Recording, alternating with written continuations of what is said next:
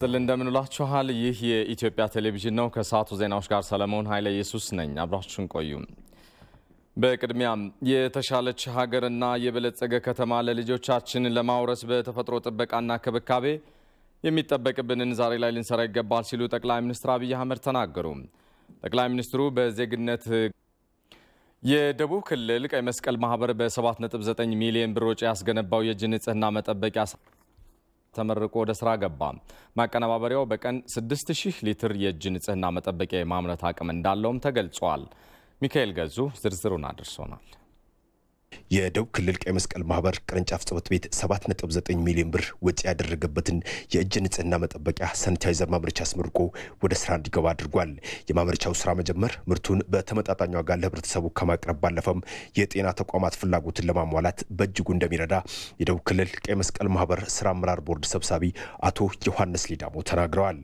ዛሬ ተመርቆ ለአገልግሎት የበቃው የሳኒታይዘር ማቀነባበሪያ ተቋም የኮቪድ-19 ወረርሽኝ ለመከላከል ከሚሰጠው አገልግሎት በተጨማሪ በዘላቂነት የክልላችን የጤና ተቋማት ፍላጎትን በተለይ በሳኒታይዘር ምርት በማሟላትና ለመንግስታዊና መንግስታዊ ላልሆኑ ድርጅቶችም ጭምር በተመጣጣኝ ዋጋ በማቅረብ ረገድ ከፍተኛ ስራ እንደሚሰራ የሚጠበቅ በመሆኑ ወረርሽኙ በሀገር አቀፍ ደረጃ ከተስተዋለበት ጊዜ ጀምሮም በክልሉ 12 ሚሊዮን ለሚደርሱ የህብረተሰብ ክፍሎች የግንዛቤ ማስጨበጫ ትምህርት ተደራሽ ማድረግ እንደተቻለ ሰብሳቢው አስረድተዋል የኮቪድ-19 የግንዛቤ ማስጨበጫ የንጽህና መሳሪያ አቅርቦት ስራ ከክልል ጀምሮ እስከ ታችኛው መዋቅር ድረስ ኃላፊነት ወስዶ አቅዶ እንዲመራ በተሰጠው ኃላፊነት መሰረት ከ368864 በላይ በጎ ፈቃደኞችን በ12 ሚሊዮን በላይ ተጋላጭ የሆኑ የህብረተሰብ ክፍሎች ግንዛቤ እንዲያገኙ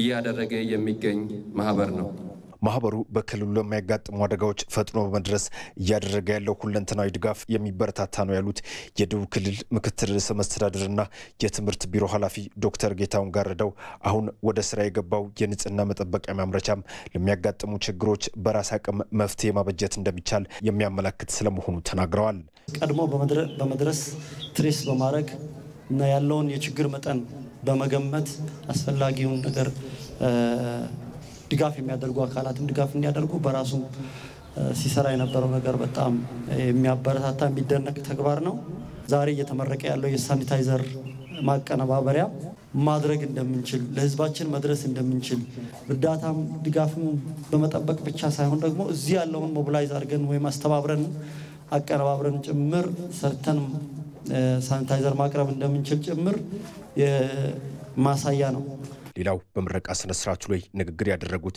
የብሔራዊ ቀይ መስቀል ማህበር ስራ አመራር ቦርድ አባል አቶ አበበ ከበደ ቅርንጫፍ ጽሕፈት ቤቱ ከአጋር አካላት ጋር በመሆን ወቅታዊ ምላሽ ለመስጠት ሄደበት መንገድ ለሌሎች አርአያ ሊሆን የሚችል ተግባር እንደሆነም ጠቁመዋል ኮቪድ-19 ከመጣ ወዲህ ይሄንን ችግር እንዴት መፍታት ይቻላል ተብሎ ሁሉም በተጨነቀበት ጊዜ ይሄን ሳኒታይዘር ማቀነባበሪያ ማሰቡ አንዳንድ ጊዜ እጅግ በጣም አስገራሚ ነው የሚሆነው ይሄ ማህበር ባለው አቅም ውስንነት ይሄን ያደርጋል ብሎ ማሰብ እጅግ በጣም አስቸጋሪ ነው ሆኖም ግን ዛሬ ይሄንን ተግባራዊ ለማድረግ የሚያስችልና ለሌሎችም ተግባራዊነት የሚያነሳሳ ጥሩ እርምጃ አድርገን ነው የምንወስደው ማቀነባበሪያው በቀን 6000 ሊትር የእጅ ንጽህና መጠበቂያ ሳኒታይዘር የማምረት አቅም እንዳለውም በምረቃ ስነ ስርዓቱ ላይ ተገልጿል እየተሳቀቅኩ ነበር የምኖረው ይህ ስራ እኔንም ስለጎበኘኝ ደስ ብሎኛል ከቤት እድሳት ስራው ባሻገር በፖሊስ ሊበን የመጀመሪያ ደረጃ ትምህርት ቤት በህዝብ ተሳትፎ የሚሰራ ተጨማሪ የተማሪዎች መማሪያ ክፍል እንዲሁም የአረንጓዴ አሻራ መርሃ ግብሩ አካል የሆነ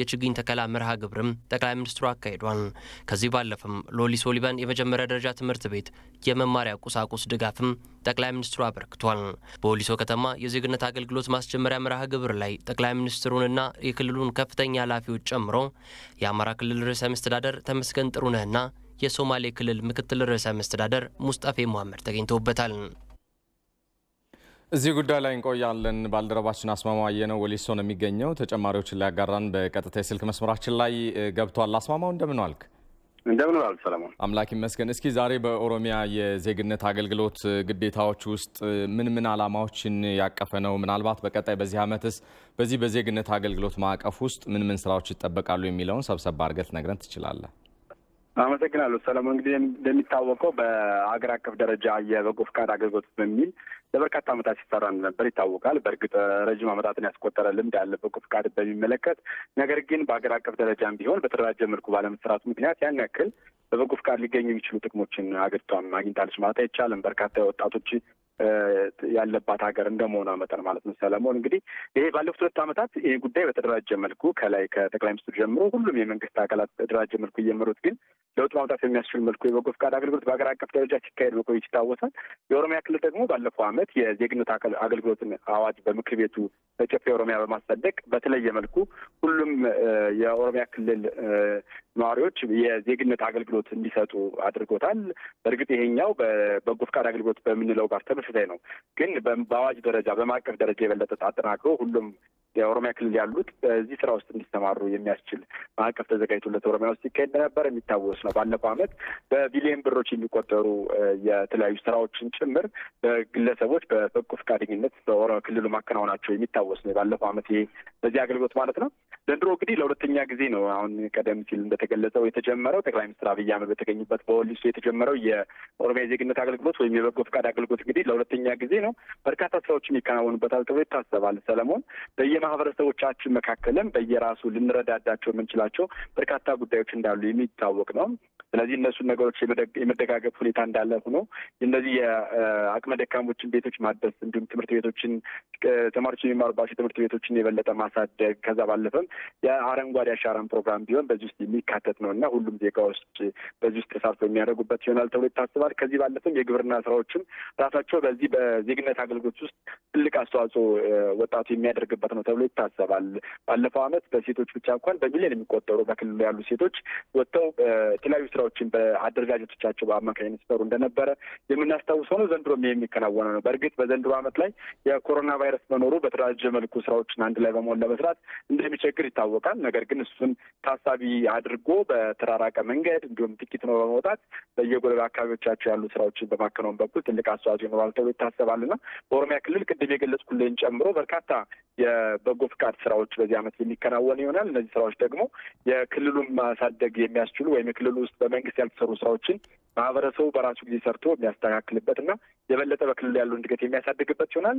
እንግዲህ የኦሮሚያ ክልል ያለው የዜግነት አገልግሎት በሀገር አቀፍ ደረጃ ካለውም አብሮ ተሰናስሎ የሚሄድ ነው እና በሀገር አቀፍ ደረጃ ደግሞ ያሉት የሚካሄዱ በሁሉም ክልሎች በከተማ አስተዳደር በአዲስ አበባ በቅርቡ የተጀመረውም ጭምር በዘንድሮ ዓመት ላይ ልክ እንዳምና ሁሉ ሲካሄድ በሀገር አቀፍ ደረጃ ለውጥ ማምጣት በሚያስችል መልኩ እነዚህ የበጎ ፍቃድ ስራዎች ውጤት ማምጣት በሚያስችል መልኩ ይካሄዳሉ ማለት ነው። በተለይ በማህበረሰቡ በኩል አሁን በሰለሞን በተደራጀ መልኩ እያየን ያለ ነው እርስ በርስ የመደጋገፍ የመረዳዳት ባህል አንዱ የሌላውን የደካሞችን ቤት ሂዶ የማደስ ወጣቱ በዚህ በኩል በስፋት የተሰማራበት ሁኔታ አሁን የበለጠ ወደ ማህበረሰቡ ውስጥ የሚሰርጥበትና ቋሚ ሆኖ የሚቀጥልበት ሁኔታዎችን ይፈጥራል ማለት ነው። ስለዚህ የኦሮሚያም የዜግነት አገልግሎት ዛሬ የተጀመረው ለሁለተኛ ጊዜ ወይም ሁለተኛ ዙርም የዚህ አንድ አካል ነው ማለት እንችላለን።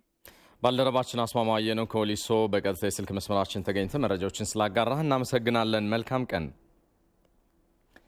በኢፌዴሪ ምክትል ጠቅላይ ሚኒስትር ደመቀ መኮንን የሚመራ የልዑካን ቡድን በደብረ ብርሃን ከተማና አካባቢው የሚገኙ የልማት ስራዎችን እየጎበኘ ነው።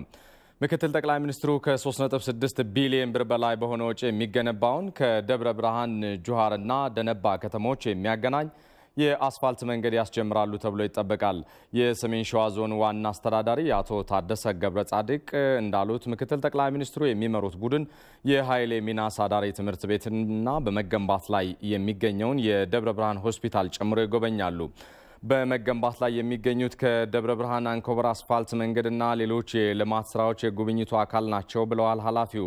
በተጨማሪም ከ108 ኪሎ ሜትር በላይ ርዝመት ያለውንና ከደብረ ብርሃን ለሚ መገንጠያ አድርጎ ጁሁር ደነባ የሚደርሰውን አዲሱን መንገድ ግንባታ ምክትል ጠቅላይ ሚኒስትሩ ያስጀምሩታል ተብሎ እየተጠበቀ ነው። በጉብኝቱ ላይ የትራንስፖርት ሚኒስትር ዳግማዊት ሞገስን ጨምሮ ከፍተኛ የፌዴራል የክልልና የዞን ባለስልጣናት ተገኝተዋል።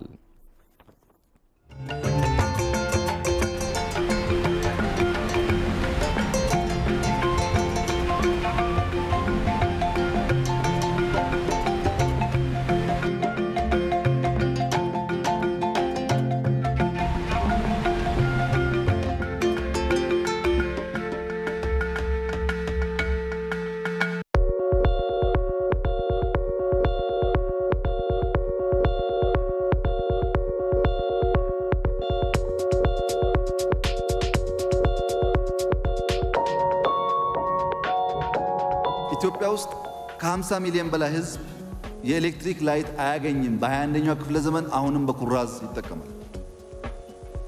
ዛሬም የኢትዮጵያ እናቶች ወገባቸው እስኪጎብጥ ለማመን የሚከብድ እንጨት ተሸክመው ልጆች ያስተምራሉ። እኛ ወገባችን የእናቶቻችን ወገብ አይጉበጥ፣ ኤሌክትሪክ ላይት እናገኝ ማለት ቤዚክ መብት እንጂ ሌሎች መጉዳት አይደለም። የግብፅ ወንድሞቻችን ከ98% በላይ ኤሌክትሪክ ላይት ያገኛሉ። ማድረግ እንፈልጋለን። ይህን ፍላጎቶችን የሚችል ሰው አቅም ያለው ጎረቤትም ሩቅም ያግዘን። ማገዝ ካልቻለ ይተወን። ተፍጨርጭረን መለወጥ እንፈልጋለን። መጉዳት አንፈልግም ሌላ ኃይል።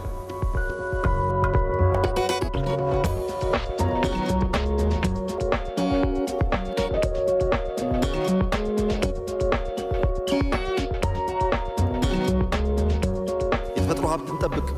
በ4 ዓመት 20 ቢሊዮን ዛፍ እንትከል። እንደዚህ ያለ በዓለም ውስጥ አንድም ሀገር የለም። ህዝባችን ነው በነፃ እየወጣ የሚተክለው። ካልተከልን ህዳሴ ይደርቃል። ዝናብ ከሌለ ህዳሴ የለም። የህዳሴ ዋናው ምንጭ ዝናብ ነው። እሱ ደግሞ በአካባቢ ጥበቃ የሚረጋገጥ ነው። ልባም ጎረቤቶች ካሉን ዛፍ መትከል ላይ እኛም ማገዝ አለባቸው። አካባቢን ጠብቅ፣ ከተፈጥሮ እንጠቀም፣ ወንድሞቻችን አንጉዳ፣ ሌብነት እንቀንስ፣ የሰው ዕውቀት ጉልበት እንጠቀም፣ እንደግን ያለ ተመልሰናል። ዜናዎቻችን ይቀጥላሉ። በቤንሻንጉል ጉሙዝ ክልል በመተከል ዞን በ60 ማህበራት የታቀፉ ስራ አጥ ወጣቶች ለታላቁ የኢትዮጵያ ህዳሴ ግድብ የደን ምንጣሮ መዘጋጀታቸውን የዞኑ መስተዳድር አስታውቋል። ወጣቶቹ የምንጣሮ ስራው በተያዘለት ጊዜ እንዲጠናቀቅ እንደሚሰሩም ገልጸዋል። ጀማል አህመድ ከስፍራው ተከታዩን አድርሶናል።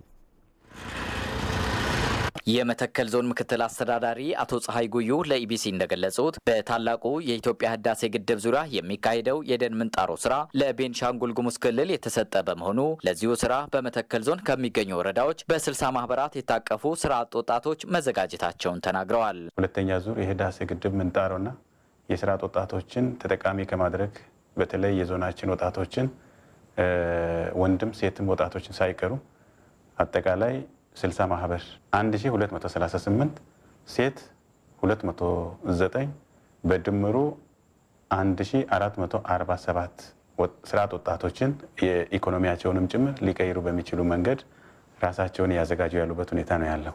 የህዳሴ ግድቡ የስራ ዕድል እየፈጠረ ነው ያለው። የመተከል ዞን ወጣቶች ሊግ ተወካይ ወጣት ምስጋናው አብዴታ የዞን ወጣቶች በምንጣሮ ስራው በመሳተፍ በግድቡ የግንባታ ሂደት የበኩላቸውን አሻራ ለማኖር ሙሉ ዝግጅት ማድረጋቸውን ተናግረዋል። ወጣቶች በጣም ጥሩ ተነሳሽነትም አላቸው። ራሳቸውን ከሚያስፈልገው ግብዓት ጋራ በማዘጋጀት ቀጣይ ሳምንት ጀምሮ የሚጀመረውን የምንጣሮ ስራ ለመስራት በዝግጅት ላይ ይገኛሉ ማለት ነው። ለምንጣሮ ስራው የተዘጋጁት ወጣቶች በበኩላቸው ታላቁ የኢትዮጵያ ህዳሴ ግድብ ሲጠናቀቅ ይበልጥ ተጠቃሚ እንደሚሆኑ በመግለጽ የምንጣሮ ስራውን በተያዘለት ጊዜ ለማጠናቀቅ መዘጋጀታቸውን አስረድተዋል። ስራ አጦችን የስራ ዕድል ፈጠራው ለወጣቶች ጥሩ ነው ብለን እናስባለን። ሁለተኛ ደግሞ ለህዳሴው ግድብ እኛም የራሳችን አሻራ ለማስቀመጥ ስላለብን በጣም ስንመኘውም የነበረ ነው። ደስ ነው ያለኝ ይሄ ነገር ሲመጣ። እኔ ማንኛውም ነገር በማንኛውም ማቴሪያል በሚጠበቀው ነገር ሁሉ በቁርጠኝነት ዛሬም ቢሆን ተነስተሽ ሂጂ ብባል እንደምሄድ ራሴን አዘጋጅቼ ነው ቁጭ ብዬ ያለሁ። ከዚህ በፊትም ለግድቡ የግንባታ ስራ አስፈላጊውን ድጋፍ ሲያደርጉ መቆየታቸውን የገለጹት ወጣቶቹ ድጋፋቸውን አጠናክረው እንደሚቀጥሉም አስታውቀዋል። ለኢቢሲ ጀማል አህመድ ነኝ ከመተከል ዞን ግልገል በለስ።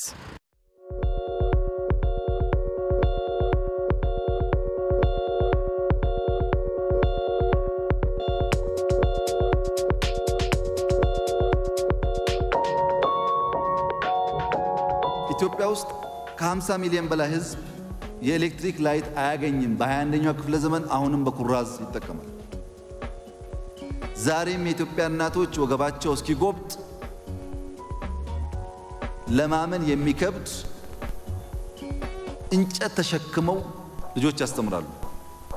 እኛ ወገባችን የእናቶቻችን ወገብ አይጉበጥ፣ ኤሌክትሪክ ላይት እናገኝ ማለት ቤዚክ መብት እንጂ ሌሎች መጉዳት አይደለም። የግብፅ ወንድሞቻችን ከ98% በላይ ኤሌክትሪክ ላይት ያገኛሉ። ማድረግ እንፈልጋለን። ይህን ፍላጎቶችን የሚችል ሰው አቅም ያለው ጎረቤትም ሩቅም ያግዘን። ማገዝ ካልቻለ ይተወን። ተፍጨርጭረን መለወጥ እንፈልጋለን። መጉዳት አንፈልግም ሌላ ኃይል።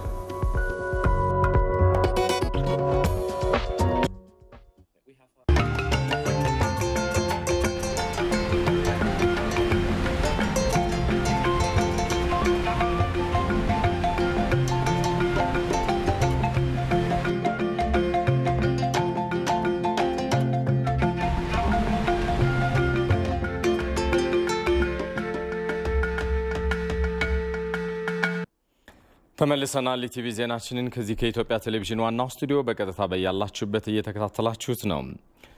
በሀገራዊ ውሳኔዎች ላይ ቀጥተኛ ተሳታፊ መሆናቸው እንዳስደሰታቸው በሶማሌ ክልል የሚገኙ የሀገር ሽማግሌዎች ገለጹ።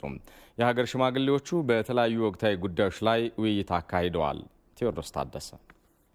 በሶማሌ ክልል የሚገኙ የሀገር ሽማግሌዎች በሶስት ወቅታዊ አጀንዳዎች ላይ ውይይታቸውን አካሂደዋል። የታላቁ የኢትዮጵያ ህዳሴ ግድብ ግንባታ፣ የፌዴሬሽን ምክር ቤት አፈ ጉባኤ ምርጫና የምርጫ መራዘም የውይይቱ አጀንዳ ጭብጦች ሆነዋል። የሀገር ሽማግሌዎቹ በውይይታቸው የሶማሌ ህዝብ በተለይ ላለፉት 27 ዓመታት በፌዴራል መንግስት የተነፈገውን ውክልና አሁን ላይ ያገኘ መምጣቱ እንዳስደሰታቸው የተናገሩ ሲሆን ይህም የሶማሌ ህዝብ የዘመናት ጥያቄ እንደነበረ ገልጸዋል።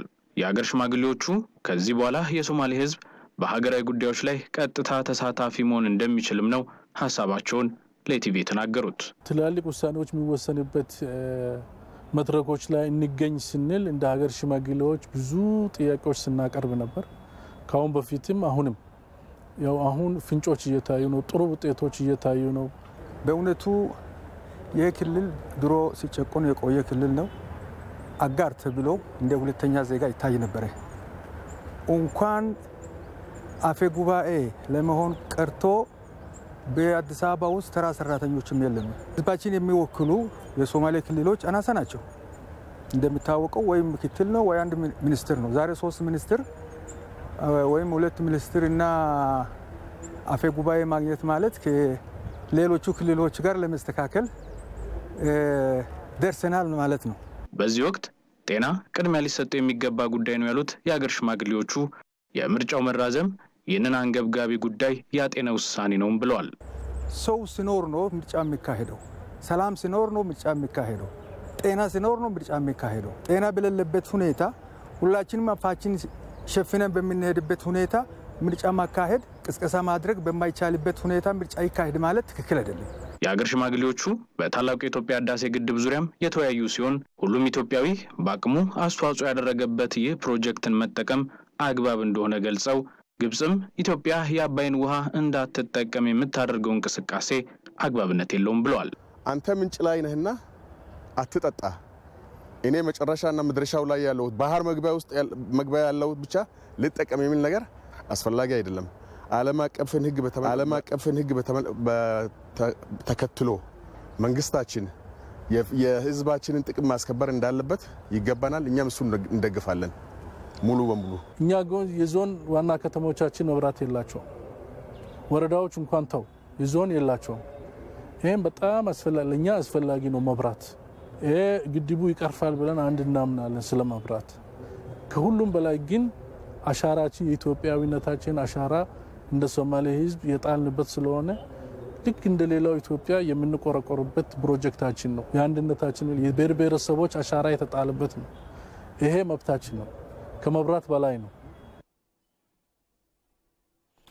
በትግራይ ክልል ያለው የተዛባ የፖለቲካ ስርዓት መፍትሄ እንዲያገኝ ትግል እያደረገ መሆኑን የፈንቅል ወጣቶች ንቅናቄ አስታወቀ። ፈንቅል የትግራይ ወጣቶች ንቅናቄ ዓላማ ለፖለቲካ ኃይሎች መድረክ መፍጠር ስለመሆኑም አስታውቋል። ሀብታሙ ደባሱ በትግራይ ክልል ያለውን የተዛባ የሆነ የፖለቲካ ስርዓት ለመታገል እንደ ተቋቋመ የሚገልጸው የፈንቅል የወጣቶች ንቅናቄ ከ1 ዓመት በላይ አስቆጥሯል። ይህ ንቅናቄ መዋቅሩን በሀገር ውስጥና በውጭ ሀገር አድርጎ በተለያዩ የመገናኛ ዘዴዎች እየታገለ መሆኑን ገልጿል። የንቅናቄው የኢትዮጵያ አስተባባሪ ወጣት ሚኪ ተስፋዬ የንቅናቄውን ዓላማ ያስረዳል። ዓላማው ምንድነው? አንድ ወጣቱ ትልቅ ወንጀል ተፈጽሞበታል ብለን ነው ያመንነው ወይም ያጠና ነው ጥናቱ። አብዛኛው የትግራይ ወጣት እንደፈለገ ተንቀሳቅሶ በኢትዮጵያ ውስጥ እንዳይሰራ ትልቅ እንቅፋት እየሆነ ያለው አንድ የትግራይ ውስጥ ያለው አሁን ፖለቲካው የሚመራ ቲፒኤልኤፍ ነው። ለምሳሌ የትግራይ ኢኮኖሚ ብናየው በኤፈርት ውስጥ ነው ቁጥጥር ነው ያለው። በሲሚንቶም ብትገባ በወርቅ የወርቅ ብታያ ለምሳሌ ትግራይ ውስጥ ያለው ትልቅ የወርቅ መከማቻ ፋብሪካው በኢዛና የሚባል ፋብሪካ ነው። ሽሬ ላይ ያለው ለምሳሌ ብንጠቅስ ማለት ነው። ያንን ፋብሪካ በህወሓት አመራር ነው የሚተዳደረው። የሽሬ ወጣት ደግሞ ዛሬ የት ነው ያለው? ባህር ውስጥ እየገባ ነው ያለው፣ እየሞተ ነው ያለው፣ እየተሰቃየ ነው ያለው። እንግዲህ ኢኮኖሚው ተቆጣጥረውታል። ራሱ ተደራጅቶ እንዳይታገል ደግሞ በታትነውታል። አንድነት እንዳይኖረው አፍርሰውታል። ከትግራይ ወጥተውም በሌላ ክልሎችም በኢትዮጵያ ክልሎች እንዳይሰራም ያንን የራሳቸው ፖለቲካ ለማስፈጸም ደግሞ ብዙ ሴራዎቹ እየፈጸሙ ጭራሽ ወጣቱ ሰላም የነሳው አንድ የፖለቲካ መሪ የተባለ አሁን እንደ ፖለቲካ አደረጃጀት ማንቆጥረውም ይሄ የቤተሰብ አደረጃጀት ያለ ትግራይ ውስጥ እንግዲህ ይሄንን መወገድ አለም ብለን ነው የተነሳ ነው። በክልሉ ያለውን አፋይ ስርዓት ሌሎች ኢትዮጵያውያን ወንድሞች እንዲያውቁት ለማድረግ ጥረት እያደረገ መሆኑን አመልክቷል። ለምሳሌ በትግራይ ስም ስንነግድ ነበር ብለው ያ በ35 ምናምን ቀን ተሰብስበው ያወጡት ሪፖርት አለ። በቲፒኤልኤፍ ነው ጣልቃ ስንገባ ነበር ወደ ክልሎች ሲል ነበር ማለት መርህ አልባ ግንኙነት ነበር ብለዋል። በትግራይ ህዝብ ስም ስንነግድ ነበር ብለዋል። እንግዲህ በእነዚህ ውስጥ እየገቡ በስሙ ሲነግዱ ነበር ማለት እንግዲህ የትግራይ ወጣት የትግራይ ህዝብ ከሌላ ማህበረሰብ እንዳይሰራ እነሱ ፖለቲካው ሲሰሩበት ነበር ማለት መጨረሻ ላይም የነሱ ሴራ ወደ ማህበረሰቡ ወርደዋል ማለት ነው። ብዙ ግፎች አይተናል። ያንን ምንጭ መነሻው የቲፒኤልኤፍ ፖለቲካዊ አደረጃጀት የተሰራው ሴራ ነው ብለን ነው ያገኘ ነው። ሌላው ትግራይ ውስጥ ሰርቶ እንዳይኖር ትልቁ እንቅፋት የሆነው ደግሞ ትግራይ ውስጥ አንድ የወጣቶች ራሱን የቻለ አወቃቀር ራሱ የቻለ ፖሊሲ እቅድ የለውም እዛ ትግራይ ውስጥ ማለት ነው። ራሱ ተደራጅቶ እንዳይታገልም በሚገርም ሁኔታ አንድ ለአምስት አደራጅቶ እንዳይንቀሳቀስ አድርጎታል። ተሳትፎ የለው ወደ ስደት እንዲወጣ ነው ያደረገው። ሌላ ትልቁ ሴራ የፈጸመበት ደግሞ በብድር ነው። ለምሳሌ ደደቢት የሚባል ማይክሮ ፋይናንስ አለ እዛ ብድር የሚሰጥ ማለት ያ ብድር የሚያበድረው 18% ነው ወለድ የሚሰጣቸው ማለት ነው። በባጃጅም በተለያየም እያለ ይሰጣቸዋል። ግን መጨረሻ ላይ በአመት ሰርተው ለማን ነው የሚሰጡት? ለድርጅቱ ነው ወለድ የሚከፍሉት አንዳንድ ብር እያጠራቀሙ ማለት ነው። እንግዲህ ወጣቶቹ የህወሓት አገልጋዮች ናቸው የሆኑ ማለት ነው። ራሳቸው እንዳይችሉ ነው የተደረገው። በእዳ እንዲዘፈቁ ተደርገዋል። በክልሉ በተከታታይ ሰላማዊ በሆነ ትግል ነዋሪው ነፃነቱን እንዲያገኝ እየሰራሁ ነው ብሏል። በተለይ እስካሁን ለውጥ ከተጀመረ ጀምሮ የትግራይ ምሁራን በህወሓት ምክንያት ለውጡን በተገቢው መንገድ መረዳት አልቻሉም ብሏል። ወጣት ሚኪ ልክ ለውጥ ከመጣ በኋላ ኢትዮጵያኖች ወደ አዲስ አበባ ጥሪ ተደርጋላችሁ ሁሉም ወደ ኢትዮጵያ ሲገቡ የትግራይ ምሁራኖች የትግራይ ከዚህ በፊት በፖለቲካ ምክንያት ወደ ውጭ የሄዱ እስከዛሬ አልገቡም። ጥሪም አልተደረገላቸው። ምክንያቱም ቲፒኤልኤፍ እዚህም አዲስ አበባ አለ ገና ሴራው አላለቀም። ትግራይ ውስጥ ደግሞ በዋናነት እሱ እየመራ ስላለ ማለት ነው። እንግዲህ ይህንን ቲፒኤልኤፍ ከተወገደ ትግራይ ውስጥ ያላት አቅም የትግራይ ሁሉም አቅም ተሰብስቦ ለትግራይ ህዝብ መፍትሄ ይሆናል ብለን እናምናለን። ህወሓት መወገድ አለበት ነው የኛ ዓላማችን። ጥያቄዎቻችን ከህወሓት መወገድ በኋላ ነው ሊመለሱ የሚችሉ ብለን ያመን ነው። እንግዲህ የስልጣን ዓላማ የለንም። የዓላማችን ጥያቄዎች ናቸው። እነሱ የሚመልስ መንግስት እንዲመጣ ነው። አሁን ወቅት ያለው ስርዓት በትግራይ ክልል ዲሞክራሲ እንዳይጎለብት እንቅፋት በመሆኑ የንቅናቄው ግብ ለፖለቲካ ኃይሎች መድረክ መፍጠር ነው ይላል። የፈንቅል ግብ የነጻነት ጥያቄ ነው፣ የፍትህ ጥያቄ ነው፣ የመልካም አስተዳደር ጥያቄ ነው፣ የስራ ዕድል ሊፈጠርልን ጥያቄዎች ናቸው። እንግዲህ እነዚህ ጥያቄዎቹ የሚመልሳቸው አካል በትግራይ ውስጥ መንግስት ተመስርቶ እነዚህ ጥያቄዎች ሊመልስ የሚችል መንግስት መዋቀር አለበት ብለን ነው ምናምነው። ለዚህ እንዲዋቀር ደግሞ የራሳችን ድርሻ ምን ማድረግ አለብን ብለን የመጨረሻ ዓላማችን ህወሓት መወገድ አለበት። ትግራይ ውስጥ ያ በህወሓት ቁጥጥር ያለው ኢኮኖሚው፣ ማህበራዊው ሁሉም በእጅ ውስጥ ያደረገው ቲፒኤልኤፍ አስወግደን እነዛ በር መከፈት አለበት። ከማንነትና ራስን በራስ ከማስተዳደር ጋር የሚያያዙ ጥናትና ምርምሮችን የአዲስ አበባ ዩኒቨርሲቲ እንዲሰራ ስምምነት ተደረሰ። የአስተዳደር ወሰንና የማንነት ጉዳዮች ኮሚሽን ከማንነትና ከወሰን ጋር የሚነሱ ችግሮች በዘላቂነትና ዳግም በማያገረሽ መልኩ ለመፍታት የውሳኔ ሀሳቦችን ለሚመለከታቸው አካላት እንዲያቀርብ ኃላፊነት ተሰጥቶታል። ዩኒቨርሲቲው ኮሚሽኑ የሚጠኑ ጥናትና ምርምሮች አሳታፊ እንዲሆኑና ገለልተኛ በሆነ አካል እንዲሰሩ ለማድረግ በዘርፉ የዳበረ ጥናትና ምርምር ልምድ ያለው የአዲስ አበባ ዩኒቨርሲቲ በበላይነት እንዲመራው የስምምነት ፊርማ ተፈራርመዋል። የአዲስ አበባ ዩኒቨርሲቲ ከወሰን ጋር የተያያዙ የሚነሱ ጉዳዮች ላይ መፍትሄ ለመስጠትም በዘርፉ ልምድ ያላቸውን ባለሙያዎች በመመደብ ተአማኒ ጥናትና ምርምር እንደሚያካሂድ የዩኒቨርሲቲው ፕሬዝዳንት ፕሮፌሰር ጣሰው ወልደሃና ተናግረዋል። አበባ ዩኒቨርሲቲ በተሰጡት ተልእኮዎች ላይ አተኩሮ የሚሰራ ዩኒቨርሲቲ ነው። ካሉት ተልእኮዎች ከመማር ማስተማር ውጭ ምርምር ማካሄድ፣ ለህብረተሰብ ጠቃሚ የሆኑ ችግር ፈቺ የሆኑ ምርምሮችን በማካሄድ የማህበረሰብ አገልግሎትን መስጠት አንደኛው ተግባሩ ስለሆነ ይህ ስራ ደግሞ በጣም ጥንቃቄ የሚፈልግ ፕሮፌሽናልን የሚፈልግ ስራ ነው።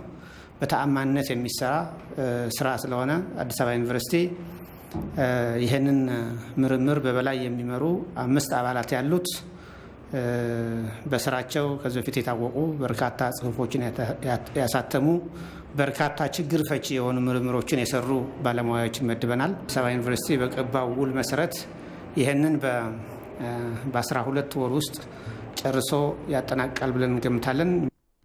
እንደ ሪፖርተራችን አለሚልፉ ዘገባ ታዲያ ከአስተዳደር ወሰን ጋር ተያይዞ የሚነሱ ችግሮችን ለመፍታት ጥናትና ምርምሮች ገለልተኛ በሆነ አካል ማድረግ ያስፈልጋል ያሉት የአስተዳደር ወሰንና የማንነት ጉዳዮች ኮሚሽን ሰብሳቢ ዶክተር ጣሰው ገብሬ ኮሚሽኑ ስራው ውጤታማ እንዲሆን ሁሉም በጋራ ሊሰራ እንደሚገባም ጠቁመዋል።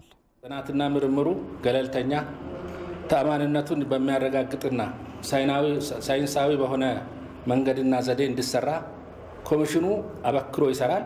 የቅርብ ክትትልም ያደርጋል። ጥናትና ምርምሩ በመላው ሀገሪቱ የሚካሄድና የመረጃ አሰባሰብ ሂደቱም እስከ ቀበሌ ሊወርድ የሚችል ሲሆን መረጃዎች በተለያየ ደረጃ ከሚገኙ የህብረተሰብ ክፍሎች የሚሰበሰብና በተለያየ ደረጃ ያሉ የህብረተሰብ ክፍሎችን ማወያየትንና ማሳተፍን የሚጠይቅ ይሆናል። በመሆኑም ትክክለኛና የእውነተኛ መረጃ እንዲሰበሰብ የበኩላችሁን አዎንታዊ አስተዋጽኦ በማበረከት ኮሚሽኑ የተጣለበትን ሀገራዊ ኃላፊነት በብቃት እንዲወጣ በቂ ድጋፍና ትብብር እንድታደርጉ በዚህ አጋጣሚ እንጠይቃለን። የኮሮና ቫይረስን ለመከላከል እየተደረገ ባለው ስራ የኢንፎርሜሽን መረብ ደህንነት ኤጀንሲ እያከናወናቸው ያሉት ተግባራት የሚደነቅ መሆኑን የሰላም ሚኒስትሯ ወይዘሮ ሙፈሪያት ካሚል ተናገሩ። ሚኒስትሯ ኤጀንሲው የተሰጠውን ተልዕኮ ከማሳካት ጎን ለጎንም የኮቪድ-19 ወረርሽኝ ለመግታትና ለመቆጣጠር የሚያከናውናቸው ስራዎች ተዟዙረው ጎብኝተዋል። ተቋሙ የተሰጠው ተልዕኮ የሀገሪቱን የሳይበር ደህንነት ከማስጠበቅ ባሻገር የኮሮና ቫይረስን ለመግታት እየሰራ መሆኑን የኢንፎርሜሽን መረብ ደህንነት ኤጀንሲ ዋና ዲሬክተር ዶክተር ሹመቴ ግዛው ገልጸዋል። የሳይበርና የኔትወርክ ሴኩሪቲ ስራዎችን የምናከናውን ቢሆንም ያሉንን አቅሞች ደግሞ አስተባብረን ያሉንን ባለሙያዎች አንድ ላይ በማሰባሰብ እውቀት ካለ ቴክኖሎጂ ካለ አቅም ካለ ይሄንን አቅም ይሄን ቴክኖሎጂ ይሄንን እውቀት ይሄንን የሰው ኃይል ለመጠቀምና ሀገርና ህዝብን ለመታደግ ከዚህ የተሻለ ጊዜ የለም ብለን እናምናለን። የሰላም ሚኒስትሯ ወይዘሮ ሙፈሪያት ካሚል በበኩላቸው ኤጀንሲው ባለፉት 3 ወራት እየሰራ ያለው በጎ ስራ በአገር አቀፍ ደረጃ የሚፈለገው ምላሽ ሰጭነት ወደ ተግባር በመለወጥ ድርሻውን ያሳየበት ነው ብለዋል። በእንደዚህ አይነት አስቸጋሪ ሁኔታ ውስጥ ለነባራዊ ሁኔታው የሚመጥን ምላሽ ሰጭነት ያስፈልጋል ማለት ነው። በኢንሳ በኩል የተወሰደው እርምጃ ይሄ ነው። ምናልባት አንዳንዶች ትንሽ ግራ ሲጋቡም ስለማደምጥ ነው። የሳይበር ስፔሱን እንዲጠብቅ ተልዕኮ የወሰደ ተቋም ነው። ለምንድን ነው እነዚህ ተጨማሪ ስራዎችን ሰራ ተብሎ የሚነገረው የሚሉ ሀሳቦች ሲደመጡ ይሰማል። የሚፈለገው ከእንደዚህ አይነት ጥቃት ሀገርንና ህዝብን ለመታደግ ፈጣን ምላሽ መስጠት ነው። በአንዳንድ ሀገራት መኪና አምራች የነበሩ ካምፓኒዎች ተልዕኮቻቸውን ቀይረው ቫይረሱን ለመከላከል የሚያስችል ለመቆጣጠር የሚያስችል የምላሽ ሰጭነት እንቅስቃሴ ውስጥ ገብተዋል። እንደ ሀገር ይሄ መመስገን ያለበት እውቅና የሚያስፈልገው ጉዳይ ነው ማለት ነው። ችግሩን የሚመጥን ምላሽ የመስጠት አቅም መገንባት የምንችል መሆኑን ለዚህም ይሆን እድል ያለን መሆኑን አንድ ማሳያ ተደርጎ ሊወሰድ ይችላል። ሚኒስትሯ የሳይበር ደህንነትን ለማስጠበቅ ከወሰደው ተልዕኮ ባሻገር ኤጀንሲው በዚህ ወረርሽኝ ጊዜ ለሀገር እያበረከተ ያለው በጎ አስተዋጽኦ አድንቀዋል። በጉብኝቱ ወቅት በኤጀንሲው የበለጸጉ የመተንፈሻ ድጋፍ መሳሪያ ቬንቲሌተር፣ የኢትዮጵያ የተቀናጀ የኮቪድ-19 መቆጣጠሪያ ስርዓት ደቮ የቪዲዮ ኮንፈረንስ መተግበሪያና ሌሎች ምርቶችም ቀርበዋል። የደቡብ ክልል ቀይ መስቀል ማህበር በ7.9 ሚሊዮን ብር ወጪ ያስገነባው የእጅ ንጽህና መጠበቂያ ሳኒታይዘር ማምረቻ ተመርቆ ወደ ስራ ገባ። ማቀነባበሪያው በቀን 6000 ሊትር የእጅ ንጽህና መጠበቂያ የማምረት አቅም እንዳለውም ተገልጿል። ሚካኤል ገዙ ዝርዝሩን አድርሶናል። የደቡብ ክልል ቀይ መስቀል ማህበር ቅርንጫፍ ጽሕፈት ቤት 7.9 ሚሊዮን ብር ወጪ ያደረገበትን የእጅ ንጽህና መጠበቂያ ሳኒታይዘር ማምረቻ አስመርቆ ወደ ስራ እንዲገባ አድርጓል። የማምረቻው ስራ መጀመር ምርቱን በተመጣጣኝ ዋጋ ለህብረተሰቡ ከማቅረብ ባለፈም የጤና ተቋማት ፍላጎትን ለማሟላት በእጅጉ እንደሚረዳ የደቡብ ክልል ቀይ መስቀል ማህበር ስራ አመራር ቦርድ ሰብሳቢ አቶ ዮሐንስ ሊዳሞ ተናግረዋል። ዛሬ ተመርቆ ለአገልግሎት የበቃው የሳኒታይዘር ማቀነባበሪያ ተቋም የኮቪድ-19 ወረርሽኝ ለመከላከል ከሚሰጠው አገልግሎት በተጨማሪ በዘላቂነት የክልላችን የጤና ተቋማት ፍላጎትን በተለይ በሳኒታይዘር ምርት በማሟላትና ለመንግስታዊና መንግስታዊ ላልሆኑ ድርጅቶችም ጭምር በተመጣጣኝ ዋጋ በማቅረብ ረገድ ከፍተኛ ስራ እንደሚሰራ የሚጠበቅ በመሆኑ ወረርሽኙ በሀገር አቀፍ ደረጃ ከተስተዋለበት ጊዜ ጀምሮም በክልሉ 12 ሚሊዮን ለሚደርሱ የህብረተሰብ ክፍሎች የግንዛቤ ማስጨበጫ ትምህርት ተደራሽ ማድረግ እንደተቻለም ሰብሳቢው አስረድተዋል። የኮቪድ-19 የግንዛቤ ማስጨበጫ የንጽህና መሳሪያ አቅርቦት ስራ ከክልል ጀምሮ እስከ ታችኛው መዋቅር ድረስ ኃላፊነት ወስዶ አቅዶ እንዲመራ በተሰጠው ኃላፊነት መሰረት ከ368864 በላይ በጎ ፈቃደኞችን በ12 ሚሊዮን በላይ ተጋላጭ የሆኑ የህብረተሰብ ክፍሎች ግንዛቤ እንዲያገኙ እያደረገ የሚገኝ ማህበር ነው። ማህበሩ በክልሉ ለሚያጋጥሙ አደጋዎች ፈጥኖ በመድረስ እያደረገ ያለው ሁለንተናዊ ድጋፍ የሚበረታታ ነው ያሉት የደቡብ ክልል ምክትል ርዕሰ መስተዳድርና የትምህርት ቢሮ ኃላፊ ዶክተር ጌታሁን ጋረደው አሁን ወደ ስራ የገባው የንጽህና መጠበቂያ ማምረቻም ለሚያጋጥሙ ችግሮች በራስ አቅም መፍትሄ ማበጀት እንደሚቻል የሚያመለክት ስለመሆኑ ተናግረዋል።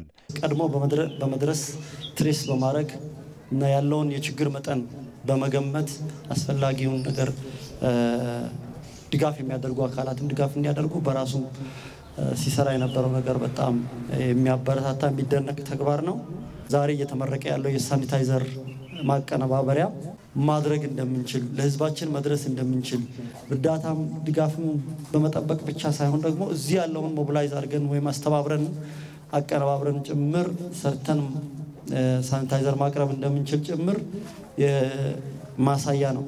ሌላው በምረቃ ስነ ስርዓቱ ላይ ንግግር ያደረጉት የብሔራዊ ቀይ መስቀል ማህበር ስራ አመራር ቦርድ አባል አቶ አበበ ከበደ ቅርንጫፍ ጽሕፈት ቤቱ ከአጋር አካላት ጋር በመሆን ወቅታዊ ምላሽ ለመስጠት የሄደበት መንገድ ለሌሎች አርአያ ሊሆን የሚችል ተግባር እንደሆነም ጠቁመዋል። ኮቪድ-19 ከመጣ ወዲህ ይህንን ችግር እንዴት መፍታት ይቻላል ተብሎ ሁሉም በተጨነቀበት ጊዜ ይህን ሳኒታይዘር ማቀነባበሪያ ማሰቡ አንዳንድ ጊዜ እጅግ በጣም አስገራሚ ነው የሚሆነው። ይህ ማህበር ባለው አቅም ውስንነት ይህን ያደርጋል ብሎ ማሰብ እጅግ በጣም አስቸጋሪ ነው። ሆኖም ግን ዛሬ ይህንን ተግባራዊ ለማድረግ የሚያስችልና ለሌሎችም ተግባራዊነት የሚያነሳሳ ጥሩ እርምጃ አድርገን ነው የምንወስደው።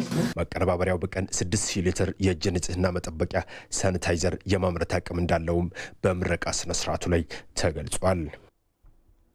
በኢትዮጵያ የኮሮና ወረርሽኝ የሚያደርሰውን ተጽዕኖ ለመቀነስ ዜጎች የሚጠበቅባቸውን ጥንቃቄ በትክክል ሊፈጽሙ እንደሚገባ የኢትዮጵያ ቴሌቪዥን ዜና አቅራቢዎች ተናገሩ። በኢትዮጵያ ብሮድካስቲንግ ኮርፖሬሽን የኢቲቪ ዜና አቅራቢዎች በወረርሽኙ ዙሪያ ህብረተሰቡን የማንቃት ስራ ሰርተዋል። ንብረት የተሆነ ተከታትሎታል። የኢትዮጵያ ብሮድካስቲንግ ኮርፖሬሽን የኢቲቪ ዜና አቅራቢዎች በኮሮና ወረርሽኝ ዙሪያ በተለያዩ አካባቢዎች በመዘዋወር ህብረተሰቡን የማንቃት ስራ አከናውነዋል። ስርጭት እየጨመረ ስለሆነ ጥንቃቄያችንን እናጠናክር። ዜና አቅራቢዎቹ በተዘዋወሩባቸው ተክለ ሃይማኖት፣ መርካቶና አውቶቡስ ተራ አካባቢዎች የዜጎች እንቅስቃሴና የሚደረጉ ጥንቃቄዎች በቂ እንዳልሆኑ መታዘባቸውንም ተናግረዋል። አፍና አፍንጫ መሸፈኛ ሰው እየተጠቀመ ነገር ግን በጣም አጠገብ ላጠገብ ነው ያለው። አንዳንዱ ደግሞ ለማድረግ ያህል ነው እንጂ ያደረገው የሚፈለገውን ያህል ጥንቃቄ እያደረገ አይደለምና ከዚህ አንፃር የበለጠ መስራት እንዳለበት የሚያሳይ ነገር ነው። ግን በተጨባጭ ደግሞ የሚታዩ ችግሮች አሉ። አሁን እኛ የተንቀሳቀስ ነው በርካታ የህብረተሰብ ክፍል በሚገኝበት መርካቶ፣ አውቶቡስ ተራ አካባቢ ነው እና የተንቀሳቀስ ነው። ያው የስራው ባህሪ ደግሞ የሰዎችን ብዛት የሚጠይቅ ከመሆኑ አንፃር በተቻለ መጠን የራሳችን አስተዋጽኦ አበርክተን የኮሮና ቫይረስ ስርጭትን ለመክታት በሚደረገው ሂደት ውስጥ እንግዲህ ጠጠር የመጣሉን ሂደት የማድረግ ነው። ይህንን ተካፋይ በመሆኔ ደግሞ እጅግ ክብርና ኩራት ይሰማኛል።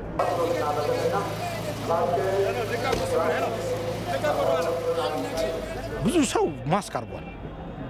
ግን ማስክ አጠቃቀሙ ላይ ሁሉም ሰው በአግባቡ ይተጠቀም አይደለም። ግማሹ እንደዚህ አድርጎ ነው የሚያደርገው፣ ለጌጥ ይመስላል፣ አፍንጫውን አይሸፍንም። ግማሹ የቆሸሸ ማስክ ያደርጋል እና ንጽህናውን ጠብቆ አፍና አፍንጫውን ሸፍኖ የሚሄደው ሰው ጥቂት ነው። ብዙ ሰው ሁሉም ሰው ግን ማስክ አድርጓል።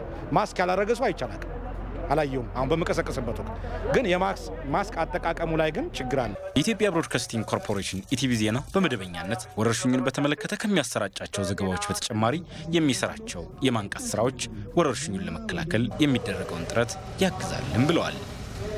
በቴሌቪዥን ዘርፍ ጋዜጠኝነት ሙያን ነው የምወጣው። እቤት ሲሄድ ደግሞ እንደ አባት የምወጣው አለ፣ እንደ ወንድም የምወጣው አለ፣ እንደ ጓደኛ የምወጣው አለ። ስለዚህ በሙያችን ብቻ ሳይሆን በየተሰማራ በእያንዳንዱ እርምጃ እንቅስቃሴያችን ላይ ማስታወስ የግድ ይላል። ምክንያቱም እጃችን ላይ ያለው መድኃኒት መከላከልና መከላከል ብቻ ነው። በጣም ጥሩ ሆኖ አይቼዋለሁኝ። በጣም ብዙ ሲያዳምጥ ነበረ። በምንናገርበት ሰዓት ራሱን ይነቀንቃል እና ይቀበላል። ቅስቀሳዎች በሚደረጉበት ወቅት ሰዎች መልእክቶችን ለመስማት ያላቸው ፍላጎት ከፍተኛ እንደሆነ የጠቀሱት ዜና አቅራቢዎቹ በተግባር ሊያሳዩ እንደሚገባም አሳስበዋል። በተለያዩ የመቀስቀሻ ዘዴዎች መጠቀም ህዝቡን በቀላሉ የጥንቃቄ ተግባሩን እንዲያጠናክር ይረዳል። ስለዚህ ይሄ መጠናከር አለበት። የኢትዮጵያ ብሮድካስቲንግ ኮርፖሬሽን በወረርሽኙ ዙሪያ ህብረተሰቡን የማንቃት ስራ ያከናወነው ከአዲስ ክፍለ ከተማ ትራፊክ መምሪያ ጋር በጋራ በመሆን ነው። በሌላ ዜና በኢትዮጵያ በኮሮና ቫይረስ የሚያዙ ሰዎች ቁጥር እየጨመረ ቢሆንም በማህበረሰቡ ዘንድ ከጥንቃቄ ይልቅ መዘናጋት መታየቱ አሳሳቢ ስለመሆኑ አስተያየት ሰጪዎች ይናገራሉ። በተለይም በዚህ በአዲስ አበባ ቁጥሩ ከፍተኛ መሆኑን ነው መረጃዎች የሚጠቁሙት።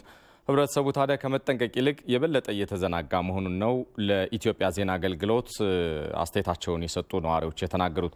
አስተያየቶቹን ተከታትለን እንመለሳለን። እንጠነቀቅ ነበር።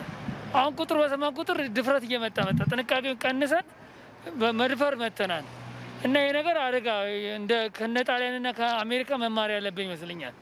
እጅግ በጣም እንዝላልነት በዝቷል። ስለዚህ እጃችን እንታጠባለን፣ ግን ሰው ተጠቃቅቶ ነው የሚሄደው፣ እየተጋፋ ነው የሚሄደው። ስለዚህ በጣም አስቸጋሪ ነው። መንግስት እንግዲህ የሚያደርገውን ጥረት እያደረገ ነው።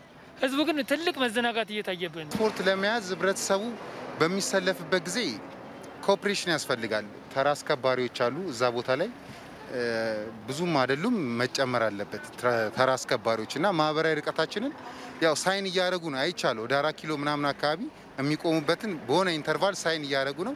እንደዛም ብቻ ሳይሆን ኦሪየንቴሽንን በመስጠት በመናገርም ርቀታቸውን መጠበቅ እንዳለባቸው እንትን እላለሁ። በመኪና ውስጥም ደግሞ ያው ይከብዳል፣ ግን ማለት ካለው ከትራንስፖርት ፐብሊክ እንትን አንጻር ይከብዳል። ቢሆንም ግን በተቻለ መጠን ርቀታችንን ብንጠብቅ ቆመን የምንሄድበት አጋጣሚ ካለ ያንን መቀነስ። ትራንስፖርት አካባቢ በጣም ችግር አለ። መቀራረብ፣ ራሳችንን አንጠብቅም። መቀራረብ አለብን ያለ በቃ በጣም በገበያ መሀልም በጣም ችግር አለ። ሰው ራሱን አልጠበቀም። እግዚአብሔር ይጠብቀን እንጂ እውነት ሰው ራሱን አልጠበቀም። በጣም ችግር አለ። በገበያ መሀል በጣም ችግር አለ። በአሁን ጊዜ 150 200 እየደረሰ ነው በቀን የሚያዙ ፕሮባቢሊቲ ማለት ነው። በዚሁ ልክ ደግሞ እኛም ጥንቃቄያችንን መጨመር አለብን። በሚዲያም መሰራት አለበት እላለሁ። ግንዛቤ ማስጨበጥ ስፔሻሊ ማህበራዊ ርቀታችንን መጠበቅ አለብን። በቢሾፍቱ ከተማ የሚገኘው የመከላከያ ዩኒቨርሲቲ የሰራዊት አባላት በኮሮና ቫይረስ ምክንያት እያጋጠመ ያለውን የደም እጥረት ለመቅረፍ የደም ልገሳ አካሄዱ። የሰራዊት አባላቱ አረንጓዴ አሻራ ለማሳረፍ የተጀመረውን የችግኝ ተከላ መርሃ ግብር ስራ ማከናውነዋል። ባልደረባችን ሀምራዊት ብርሃኑ ተከታዩን ዘገባ አጠናቅራለች። የኢፌዴሪ መከላከያ ሰራዊት የኮቪድ-19 ወረርሽኝን ለመከላከልና ተጽዕኖውን ለመቀነስ ከማህበረሰቡ ጋር በጋራ በመሆን የተለያዩ ተግባራትን እያከናወነ ይገኛል። በወረርሽኙ ምክንያት ደም የሚያስፈልጋቸው ወገኖች እጥረት እንዳያጋጥማቸው በቢሾፍቱ ከተማ የሚገኘው የደብረ ዘይት የመከላከያ ዩኒቨርሲቲ አባላት ደም ለግሰዋል። ደም ለጋሽ የሰራዊት አባላቱ ከድንበር ማስከበር ተግባር ባሻገር ማህበረሰቡ በሚቸገርባቸው ሁሉ ከጎን ለመቆም ዝግጁ መሆናቸውን ተናግረዋል። ዛሬ ምናልባት ደም መስጠት ይሆን ይችላል፣ ግን ለዛ ለምሰጠው ሰው ደግሞ ህይወቱን ያተርፋል። ያ ደግሞ ቀላል ሰው ማለት አይደለም። ስለዚህ እንደ ሰራዊት አባል እንደመሆኔ መጠን የዋናው ትልቁ ተግባሬ ነው ብዬ አስባለሁና ደስ ብሎኝ ነው የምሰጠው፣ ወደፊትም ሰጣለሁ። ደም መስጠት ለሌላው ሰው ህይወት መስጠት ነውና ይሄንን አስበው ከዚህ ባለው ወረርሽኝ ጋር አንድ ላይ እሱንም እየተጠነቀቁ ደም ቢለግሱ ጥሩ ነው ማለት ጥንቃቄው ስላለ ርቀታችንን ጠብቀን ማስካችንን አርገን ስለሆነ ምንም አይነት ንክኪ ስለሌለ ምንም የሚያሰጋ ነገር እንደሌለ ነው። ከደም ልገሳው ጎን ለጎን በሀገር ደረጃ የተጀመረውን አረንጓዴ አሻራን የማሳረፍ ተግባር የሆነውን የችግኝ ተከላ ስራ አከናውነዋል። የኮሮና ቫይረስን በመከላከልና በመጠንቀቅ ችግኞችን እንደሚተክሉም ሰራዊቱ ተናግረዋል። መከላከያና የአካባቢው ህብረተሰብ አንድ ላይ ሆኖ በቢሾፍቱ ከተማ ውስጥ የሚያደርገው የችግኝ ተከላ ፕሮግራም ይኖራል።